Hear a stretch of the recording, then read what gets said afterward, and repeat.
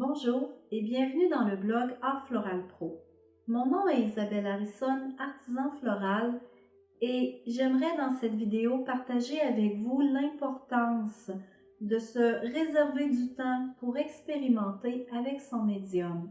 L'importance de se bloquer un moment pour se sortir de sa zone de confort et expérimenter, créer. Je sais qu'en ce moment, il y a des gens qui sont en train de se dire « Ben oui, j'ai pas assez d'heures dans ma journée pour faire tout ce que j'ai à faire. Et puis là, on me dit qu'en plus, il faut que je me trouve du temps pour créer. » Ça semble irréalisable pour certains. De là l'importance d'en parler. Parce que ce sont des moments qu'on doit créer. Parce que si on attend d'avoir le temps, on risque d'attendre longtemps. Comment est-ce qu'on réalise ça dans la vraie vie, dans nos vies hyper actives, dans nos vies hyper occupées? 5 minutes, à gauche, à droite. Un projet auquel on pense depuis un temps. On fait des croquis, même si le croquis n'est pas une œuvre d'art, juste au moins pour savoir où est-ce qu'on s'en va. Et puis quand on a un petit peu de temps, hop, on s'y met.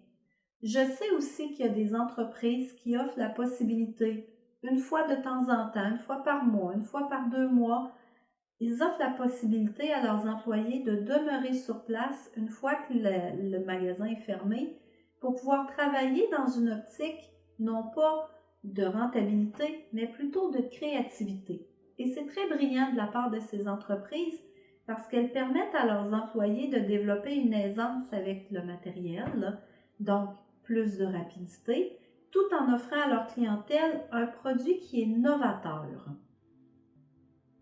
Vous comprendrez qu'on a joué le jeu. Pour ceux qui nous suivent depuis un certain temps, vous savez que je suis techniquement en congé de maternité. Pour les autres, eh bien, je suis très heureuse de vous l'apprendre. Ceci dit, j'ai besoin de travailler la fleur.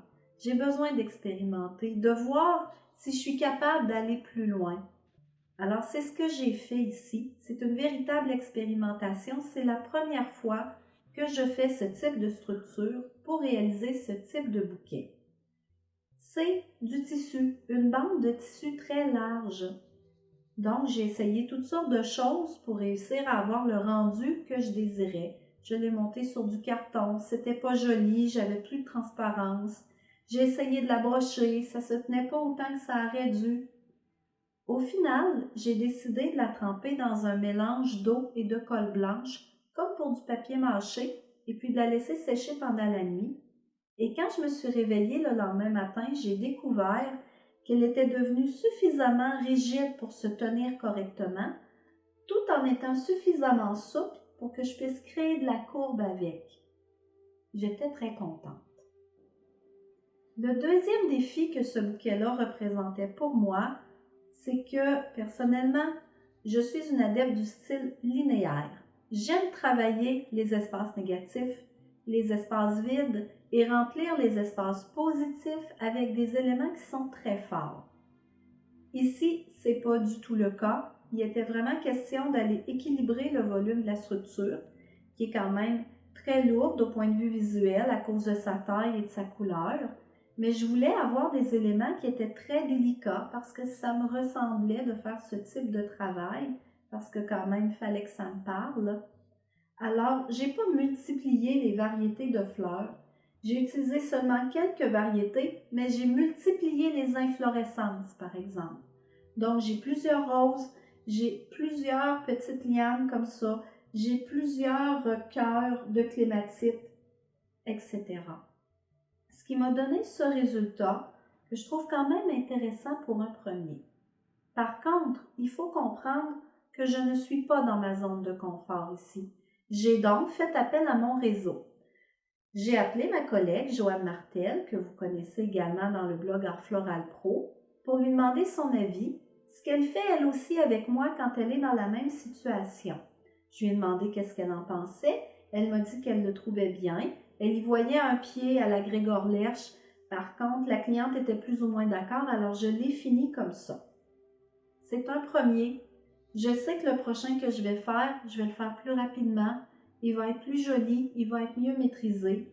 La finition va être plus à mon goût. Je vais me garder du tissu également pour finir la poignée. ce que j'avais pas prévu ici parce que je savais plus ou moins où je m'en allais. J'étais en expérimentation. Bref, tout ça pour vous dire que de se bloquer du temps pour se sortir de sa zone de confort, ça nous empêche de nous enliser dans nos habitudes. On a souvent tendance à faire le même type de bouquet, avec le même type de fleurs, et c'est souvent le même type de budget qui reviennent aussi. C'est facile de s'embourber dans tout ça et finalement de douter de nos compétences une fois qu'on a un vrai défi à faire. Bref, ça fait du bien.